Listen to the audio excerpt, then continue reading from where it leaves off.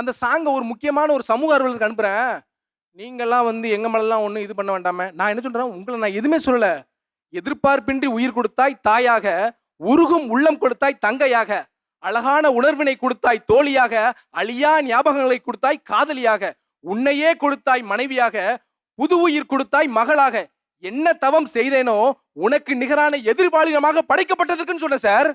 இதுக்கு அவங்க சொல்றாங்க, நீங்க எதுக்கு எங்க மேலாம் சிம்பத்தி பார்க்க வேண்டிய அவசியம் இல்லை அப்படின்ட்டாங்க சார். அதுக்கு ஏன் அவங்க டென்ஷன் ஆறாங்க தெரியுமா? நீங்க என்ன குளோரிஃபை பண்றீங்களா? அது அவங்களுக்கு பிடிக்கல. இருங்க நான் சொல்லி முடிச்சிடுறேன். ஏன்னா நான் லிசன் பண்ண அவங்கள. ஓகேவா? என்னன்னா, நீங்க இவ தாய் என்னை ஈன்றெடுத்து பெத்தா ரத்த அப்படிலாம் வேண்டாம். மேடம் முதல்ல நான் ஒன்னேன்னு சொல்றேன் கேளுங்க. இந்த வார்த்தையை தான் எல்லாருமே இப்ப சொல்லிட்டு இருக்கீங்க. அதெல்லாம் எங்களுக்கு தெரியும், அதெல்லாம் எங்க தெரியும்னா எப்படி மேடம் தெரியும்? அம்மா என்ன சாதாரணமா மேடம்? என் மனைவியோட நான் இருந்து 15 நாள் ஐசியூல அவ இருக்கும்போது என் பையன் நல்லபடியா வந்துருவானா, என் பொண்டாட்டி உயிரோட வந்துருவான் நின்னு பார்த்தேன் பாருங்க. அப்பதான் தெரிஞ்சது